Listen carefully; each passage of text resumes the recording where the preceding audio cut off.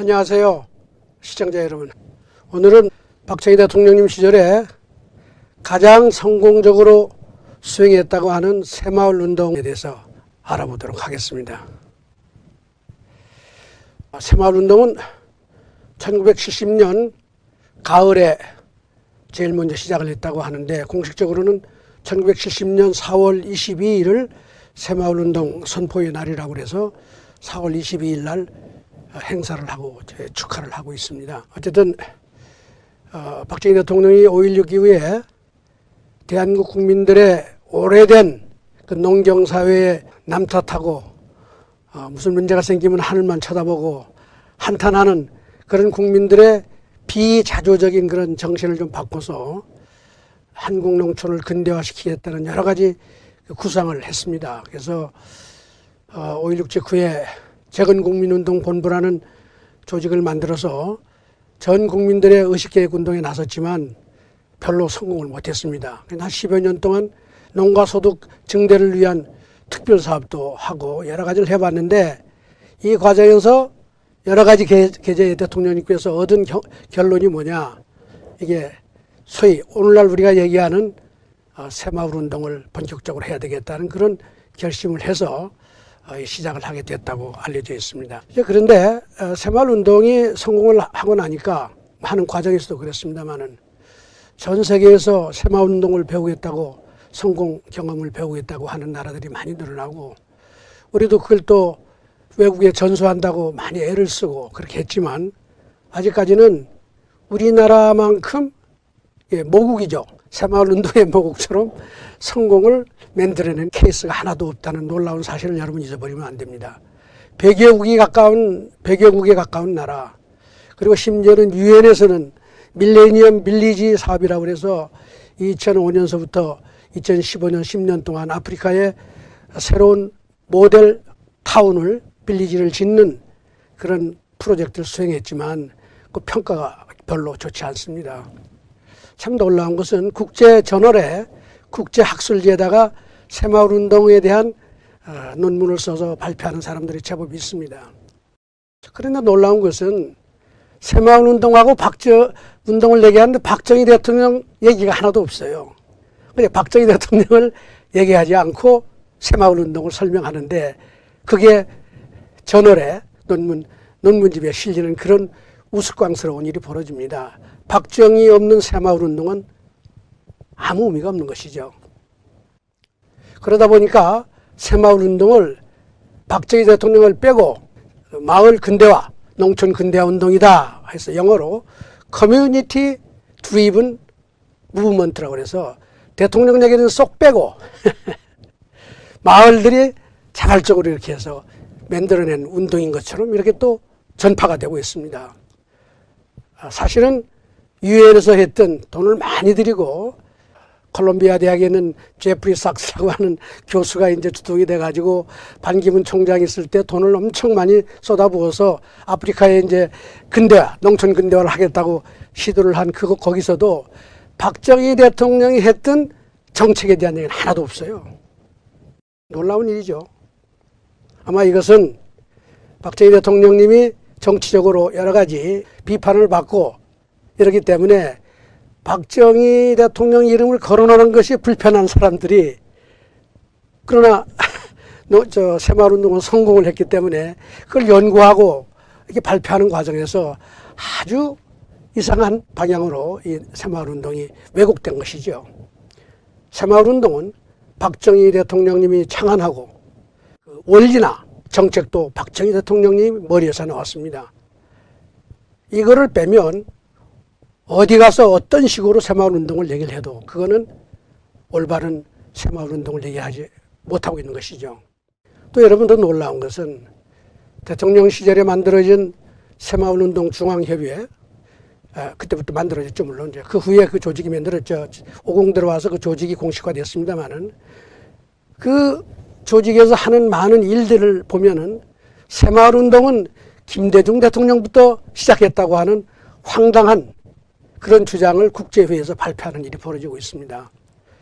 새마을 운동을 얘기하는데 박정희 지우기가 이렇게 사박에서 벌어지고 있으니 그 새마을 운동이 제대로 이해가 될 수 있는 것이며, 그리고 또 해외에 나가서 하면 그 운동이 제대로 실천이 되고 성공을 할 수가 있겠느냐. 안 되는 게 너무나 분명한 거 아니겠습니까?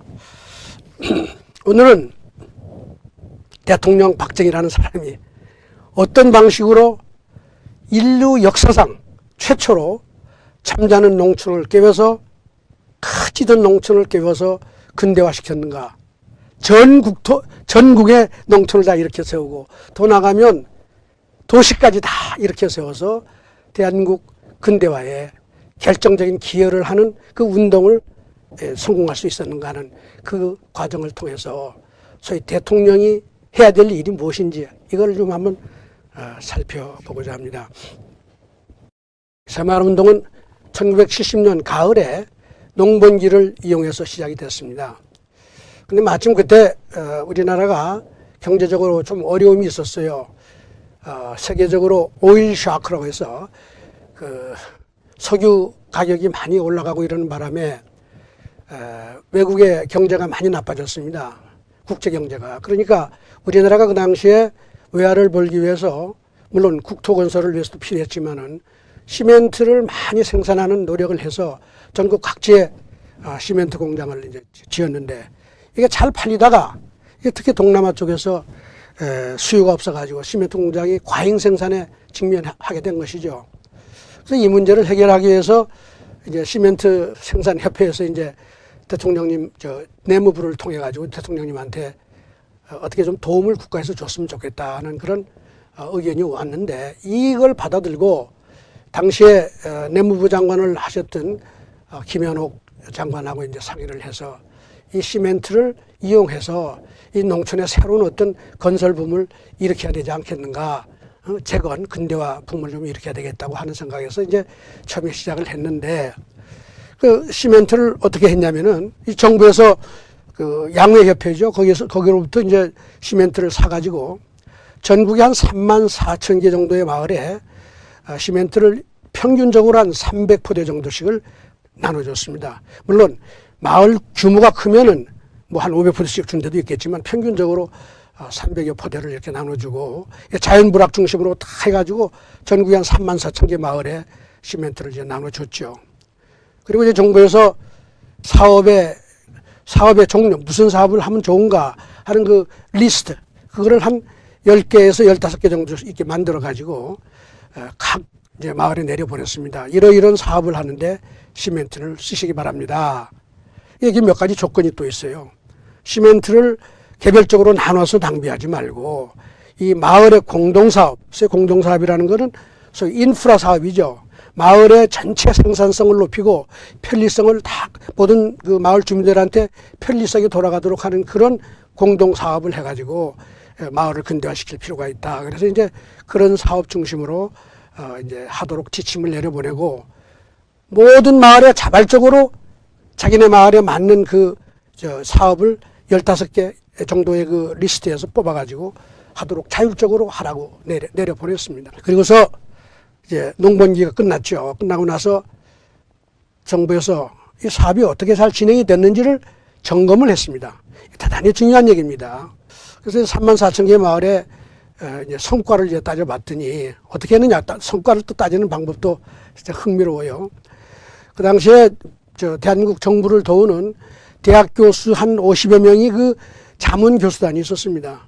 근데 이분들이 중심이 돼가지고 전국 마을에 이제 파견이 돼서 그 실적을 평가하는데, 물론 거기에는 이제 지방정부 각 도에서 이제 또 공무원들이 나가고 이래가지고 아주 세밀하게 모든 마을의 그 성과를 따졌는데, 재밌는 거는 어떤 마을은 가면 이제 조사하러 왔다고 여러분 성과를 있는 것처럼 이제 포장도 하고 뭐 여러 가지 했지 않겠어요.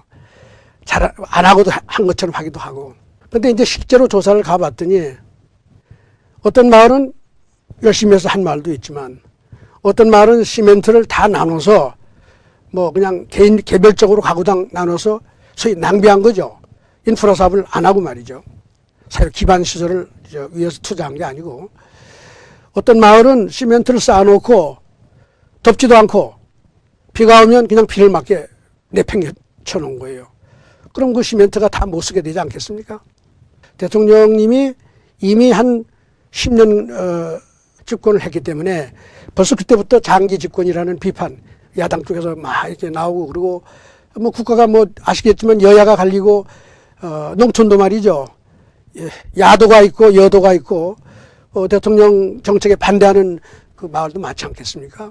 그래서 그 야도에서는 뭐 그 당시에 뭐 도시는 야당이고 뭐 농촌은 여당이다 이렇게 부르기도 하고 그런 성향이 있었지만 농촌에도 지역에 따라서는 박정희 대통령을 싫어하는 그또 마을이 많았어요. 그 정책을. 그래서 그 정책에 박정희 체제를 반대하는 마을에서는 아예 참여도 안 했습니다. 그래서 그 성과를 평가한 결과가 어떻게 나오느냐. 3만 4천 개의 마을 중에서 반이 안 되는 1만 6천 개의 마을이 성과를 내고 반이 조금 넘는 1만 8천 개 마을은 아예 성과를 내지 않았어요. 실망스러운 거죠. 과반수가 참여를 안 한 겁니다. 과반수 이상이요. 이 결과를 가지고 내무부에서 그 당시에 이제 내무부가 이 새마을 사업을 주관을 했습니다만은 김현옥 장관이 중심이 돼가지고 국무회의에서 제2차년도 새마을 사업을 어떻게 할 것이냐 논의를 했더니 국무회의에서 내린 결론이 뭐냐. 그 대통령님 참석을 안 한 것이지 물론. 우선 제가 보기엔 정치적인 판단을 했다고 봅니다.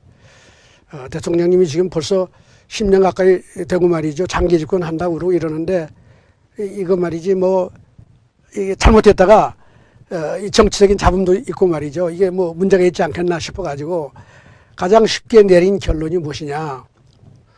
잘하는 마을이나 못하는 마을이나 다 아마 이제 뭐라자면 새마을 운동에 못한 마을 열심히 참여하자는 아는 마을들이 새마을 운동의 진짜 취지라든가 이거를 충분히 이해를 하지 못했기 때문에 이게 이런 결과가 나오지 않았겠느냐. 그러니까 요 다음번 제2차년도에는 새마을운동 교육 취지를 설명하고 소위 대통령님이 내건 근면 자조 협동의 정신을 더 교육을 많이 시켜서 이렇게 독려를 하면 되지 않겠느냐. 그래서 작년과 같이 또 이렇게 지원을 하겠습니다 하는 그런 결론을 국무회에서 내렸습니다. 그래서 그 국무회 결과에서 내린 결과를 내무장관이 소위 대통령한테 이제 보고를 했을 거 아니겠습니까? 대통령이 그걸 보시고 이게 좀 문제가 있지 않느냐. 일을 열심히 한 부지런한 마을도 있고 성과를 내는 마을도 있고 게으른 마을, 나태한 마을이 있고 이렇게 하는데 어떻게 꼭 같이 지원을 할 수가 있겠느냐. 세상 이치에 맞지 않다. 그때 대통령님이 쓰신 말이 제가 얼마 전에 한번 이런 언급을 한 적도 있습니다만은 하늘은 스스로 돕는 자를 돕는 법이다. 자조하는 사람이 대접을 받아야 될 거 아니겠느냐. 그리고 더 나가면 우리가 늘 아는 이 동양의 철학이죠. 이거 신상필벌의 원칙이 안 맞다. 그러니 이거는 차별을 해야 되겠다. 근면한 열심히 하는 마을과 게으른 마을을 구별하는 게 옳다. 이렇게 하고 반려를 했답니다. 야, 이거 대통령님이 말씀대로 했다가 이게 정권이 살아남겠느냐. 이 정치적으로 말이에요. 이거 어떻게 될까? 큰 고민이 되지 않았겠습니까? 그래가지고 그때 그 당시에 공화당의 실세라고 하는 그 사무총장이죠. 길전식 씨가 사무총장이었다고 그래요. 그분하고 두 분이서 이제 대통령님을 설득하러 갔다고 그래요. 설득을 가서 하니 설득이 되겠습니까? 대통령께서. 말도 되지 않은 소리 하지 마라 이러신 거죠. 그 다음에 이제 물러설 수가 없잖아요. 이제 보조하는 사람들이란 게 어떡하겠습니까? 이 정권을 유지해야 되고 일을 계속 해야 되니 자기네 뜻을 계속 이제 관철을 하기 위해서 여러 가지 이제 백방으로 노력을 했는데 그 다음에는 공화당에서 실력자 5분을 일컬어서 그 당시에 공화당 5인방이라고 부르는 분들이 계셨습니다. 국회의장을 하셨던 이호상 의장이라든가 김진만 씨 이래 공화당 의장 했던 사람들 이런 분들이 한 5분이 그게 물론 이제 사무총장도 끼어 있겠죠. 집권 여당의 5인 실세가 대통령님을 면담을 했습니다. 각하 이건 자살행위입니다. 이게 대통령께서 행정을 잘하시고 통찰력도 있고 모든 일을 잘하시지만은 정치는 우리가 잘합니다. 이거 아니겠어요? 우리가 하자는 대로 합시다. 뭐냐? 다 골고루 나눠줘야지. 자칫하면 이게 정권이 넘어갑니다. 무너집니다. 이렇게 얘기를 한 거죠. 대통령께서 하신 말씀이 뭔지 아세요? 내가 이 정권을 내주는 한이 있어도 이 원칙은 절대 양보할 수 없다. 그래서 내린 결론이 뭐냐? 성과를 낸 마을은 지원하고 그렇지 않은 마을은 지원하지 마라. 그리고 성과를 내지 않은 마을은 새마을 운동에서 배제시켜라. 참여시키지 않아도 좋다. 이게 대통령님의 결론이었습니다. 그래서 정부에서 어떻게 했느냐? 새마을 운동에서 성과를 낸 16,000개 마을에는 시멘트를 200포대를 더 얹어서 300포대씩 지원을 했어요. 그리고 나머지 18,000개 마을에는 시멘트 한 포대도 지원 안 하고 무슨 메시지가 간지 아세요? 여러분들은 앞으로 새마을 운동에 참여하지 않아도 좋습니다. 그리고 여러분들이 만일 생각이 바뀌어서 자력으로 어려운 상황이지만 자비를 내서 참여해가지고 성과를 내면 그때 가서 봅시다. 이게 대통령님을 통한 메시지였습니다.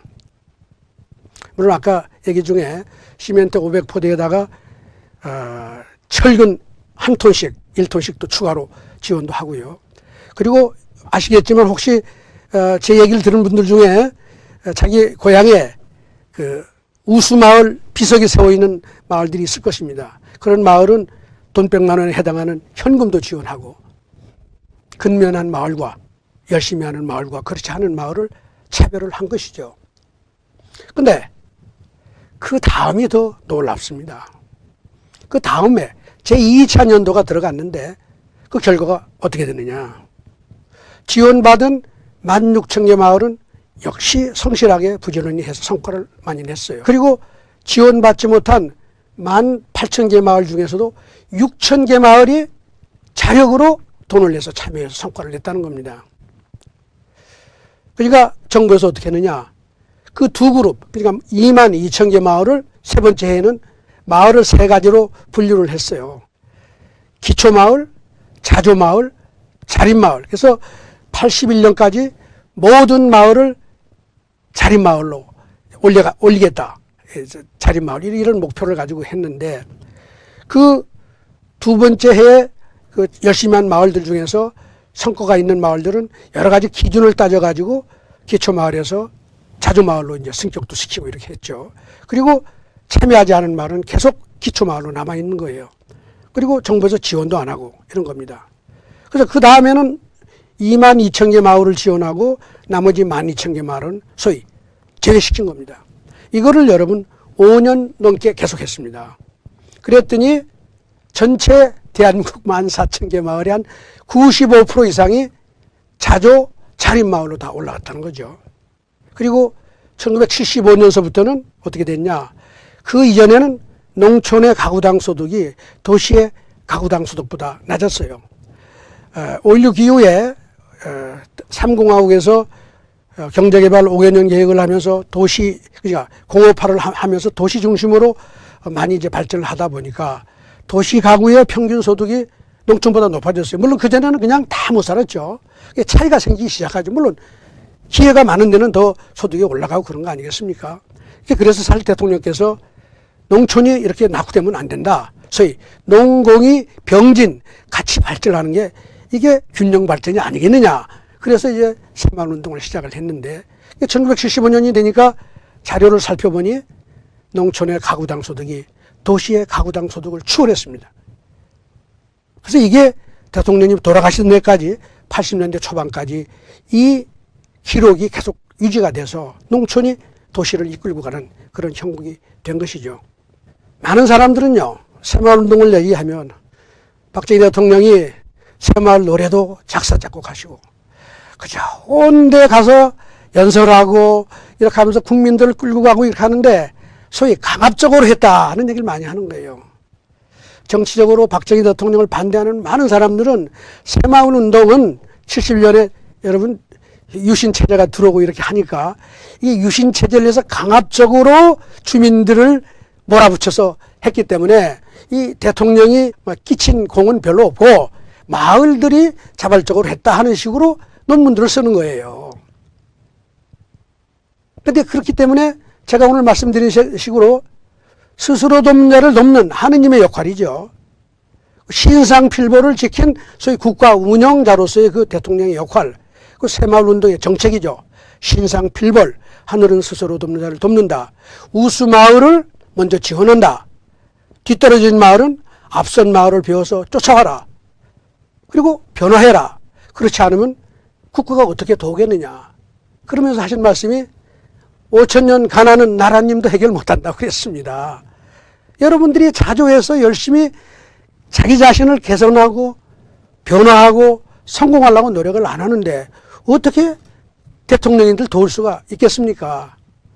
제가 다른 계지에서도 말씀을 드렸습니다만은 자조하는 마을, 자조하는 자세가 없고 그런 자세가 행동으로 나타나지 않는데 어떻게 동반성장이 되겠어요? 열심히 하는 사람은 항상 앞서가는 법이죠. 그러나 열심히 하면서 뒤떨어지지만 같이 가야지 이게 동반성장이 되는데 잠자고 앉아있으면서 정부에서 도와주겠지 하고 있는 이 마을들을 어떻게 내가 도울 수가 끌고 갈 수가 있겠습니까, 여러분? 이런 것이죠. 제가 아는 한 20세기에 전 세계 어느 나라에서도 농촌개혁운동을 많이 했죠. 근대화 과정에서. 이런 식의 정책을 한 나라는 하나도 없고 오늘날 전 세계를 돌아보면 선진국, 후진국 어디를 가도 이런 식의 정책을 감히 할 수 있는 나라가, 하는 나라가 없습니다. 제가 2005년에 한 2년 동안 터키라는 나라에 정부에서 도와주는 소위 지식 공유 사업이라고 하는 프로젝트가 있습니다. 우리의 과거 성공 경험을 전수시켜서 좀 다른 나라에 이제 도움을 주겠다고 하는 프로젝트를 했는데 제가 그 연구팀장을 맡아서 터키를 한 2년 동안 왔다 갔다 하면서 이제 도와줬는데 참 놀라운 게요. 제가 터키를 가서 얘기를 하는데 제가 한국에서 여러분 도와주러 왔습니다. 그러니 여러분 생각해 보세요. 터키가 우리를 어떻게 생각하겠어요? 한국? 여러분 터키가 아시잖아요. 그 나라 강국이었잖아요. 그 동로마 제국이 터전 아닙니까? 문명을 일으키고 운영했던 나라, 그 나라의 역사가 아니에요. 그 유럽에 지금 끼지는 못하지만 그 나라는 그동안 대국이기 때문에 뭐 월드뱅크, IMF, 세계 국제 연구기관들이 다 가서 도와주고 50년 넘게 박정희 대통령 비슷한 경제계획을 했지만은 우리한테 한참 떨어진 나라입니다. 그런 면에서. 경제 성장 면에서 말이에요. 그런 나라인데 제가 가니까 이게 약간 가소로운 거 아니겠어요? 그래서 저도 좀 입장이 좀 난처해요. 내가 뭘 가서 배워줘야 되느냐, 가르쳐 줘야 되느냐. 그 사람들이 한 얘기가 이겁니다. 다른 거 딱 빼고 몇 가지 딱, 제가 보기엔 한 두 가지 정도예요. 첫째는, 어떻게 그 짧은 기간 동안에 그 중소기업도 제대로 없었던 나라가 세계 인류 기업이 그렇게 많이 만들어졌냐.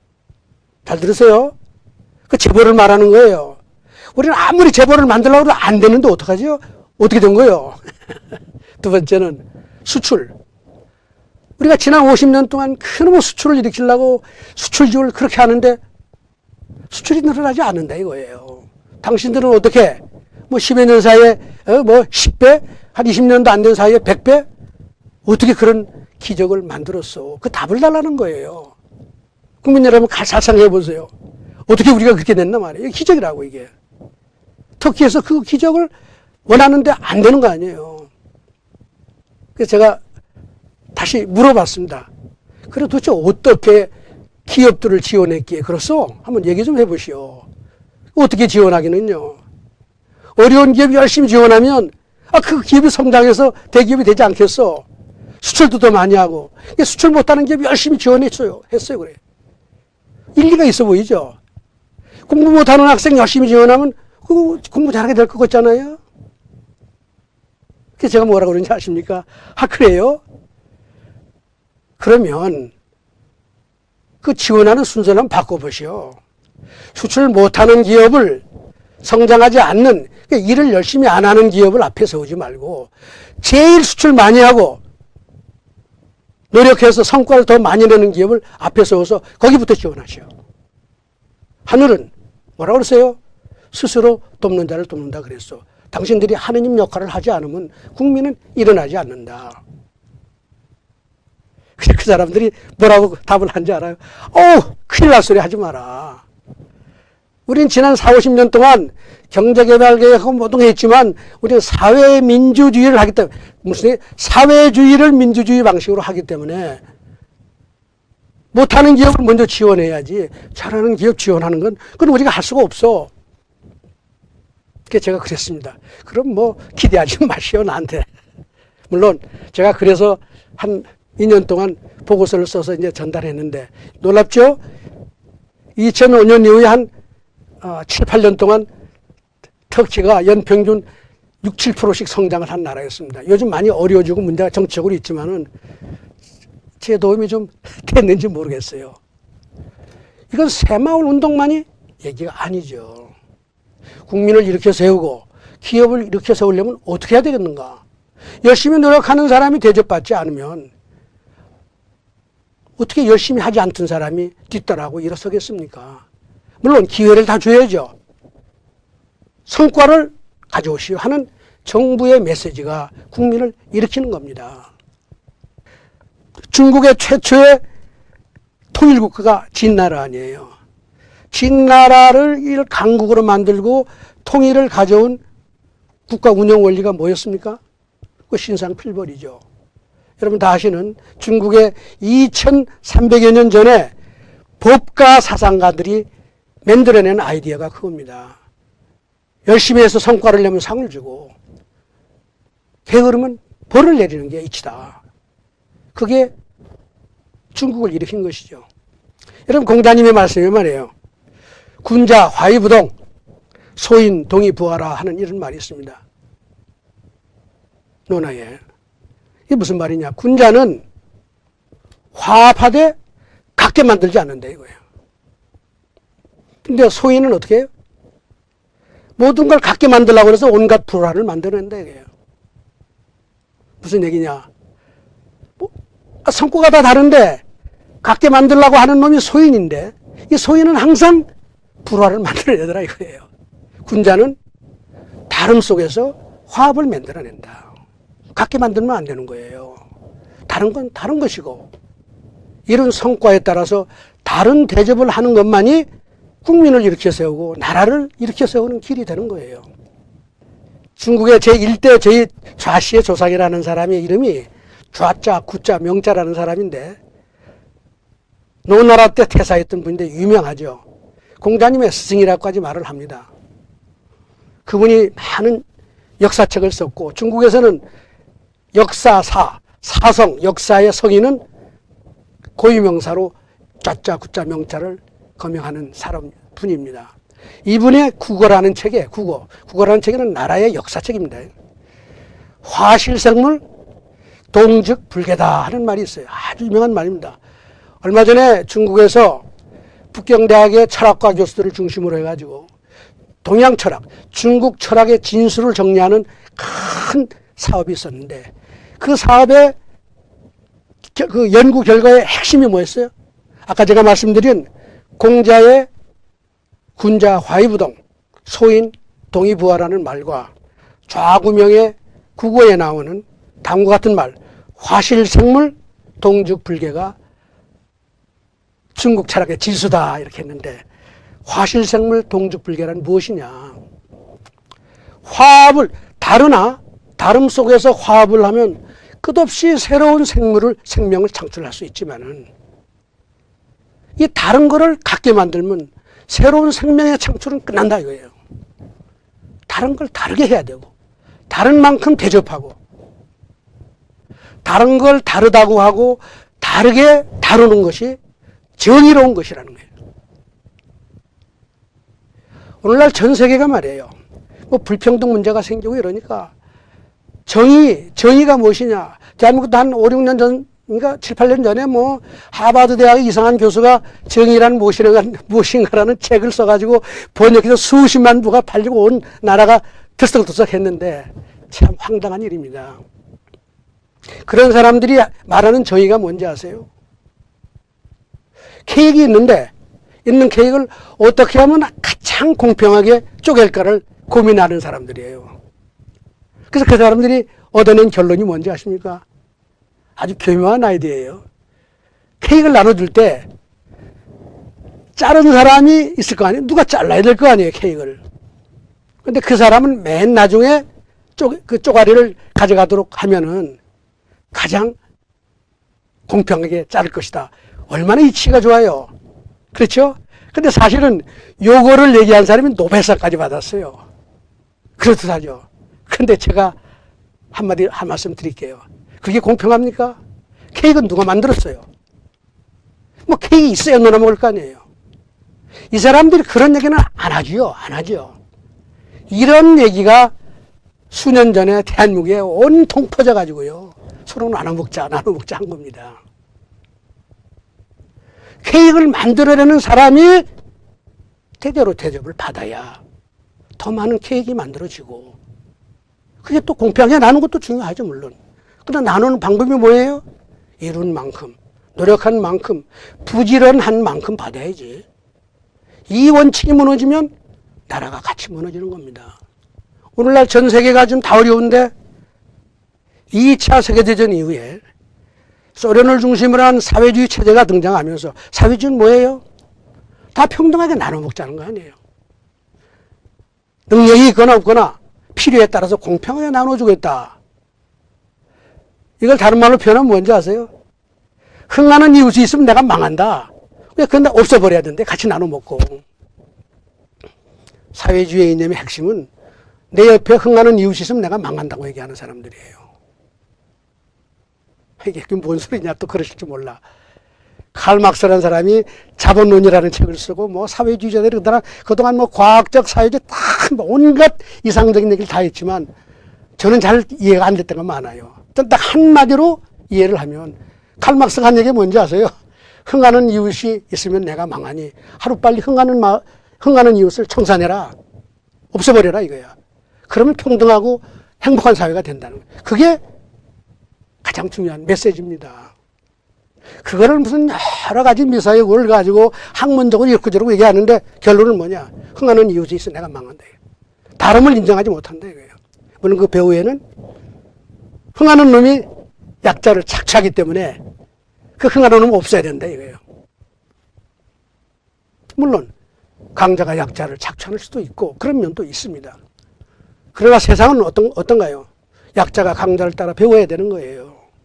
강자를 꼭 나쁜 의미에서만 해석하면 안 되는 거죠. 앞선 자가 있으면 그걸 따라 배워야지 되는 게 세상의 이치고, 그게 성공의 지름길입니다.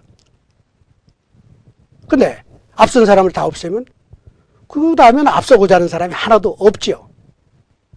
새마을운동을 하는데 말이에요. 첫 번째 잘한 마을이 뭐가 잘하지 못한 마을이 있었는데 그걸 가리지 않고 그 국무회의에서 결정한 대로 대통령이 그래 아이고 나도 골치 아프다 이거 하도 야당이 씹어쌌고 이거 뭐 그래 다 논아주고 교육이나 시켜봐라. 그랬으면 대한민국 새마을운동 됐겠어요? 왜 열심히 하는 마을이 나오겠습니까? 첫 번째에 참여하지 않아서 배제된 그 18,000개 마을 중에 6,000개 마을이 어떤 상황이 있었다고 생각하세요? 그 나중에 분발해서 올라간 마을이 어떻게 했을 것 같아요? 옛날에는요, 이승만 대통령 때도 여러 가지 방식으로 농촌개혁운동을 했는데, 그때 박정희 대통령도 초기에 했는데, 그 전반적인 정책의 흐름이 뭔지 아세요? 잘하나 못하나? 때가 되면 돈이 많지 않지만 꼭 같이 나눠주는 거예요. 잘한 사람, 못한 사람을 평가해서 가르는 일을 해본 적이 없었다 이거예요.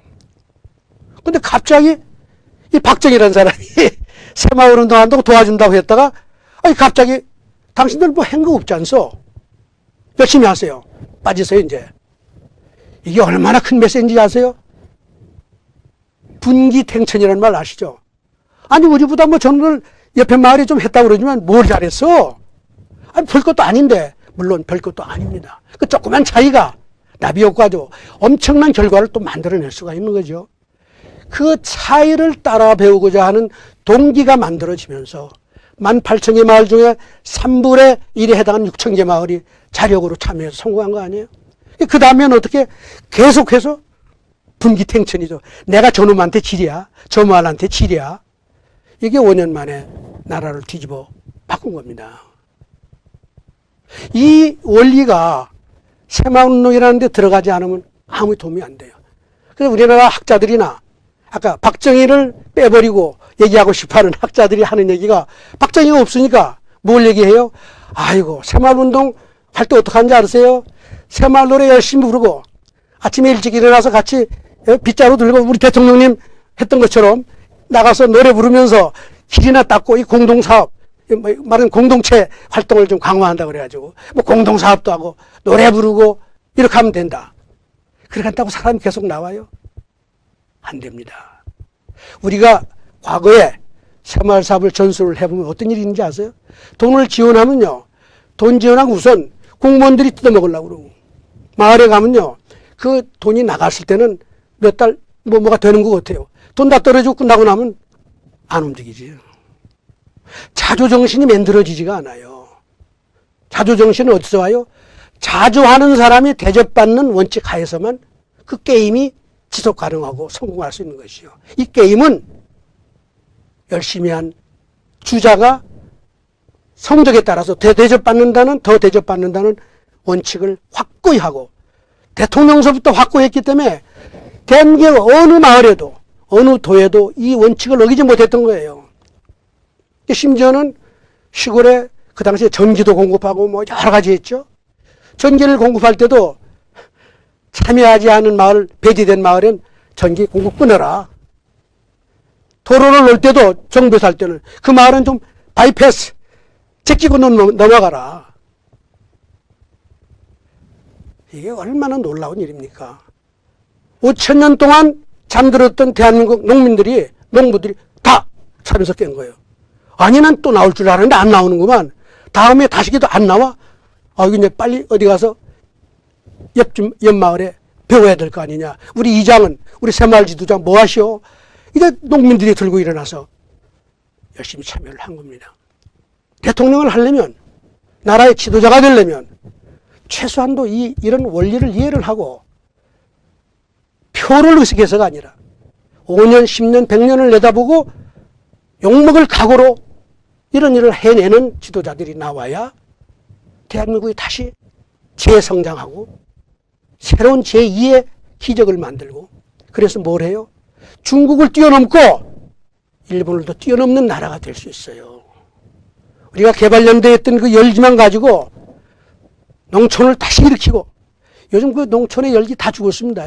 새마을 정신 다 죽었어요. 기업을 다시 일으키고 이렇게 하면 왜 일본, 중국을 뛰어넘고 정말 세계 최강국이 될 수 있죠. 함부로 다른 나라가 우리를 넘보지 못하는 나라로 갈 수 있습니다. 우리 국민들이 얼마나 머리가 좋아요. 지도자라는 분들이 이런 고민을 하고 나라를 이끌어주면 얼마나 좋을까 하는 생각이 듭니다. 그래서 사람이 생각과 행동과 그게 성품까지 이게 안 바뀌면 오래 가질 못해요. 지속 가능하지가 않습니다. 강제로 하는 사업은 정부가 강압적으로 하는 사업은 절대 지속 가능하지가 않아요. 세상에 이치 안 맞기 때문에.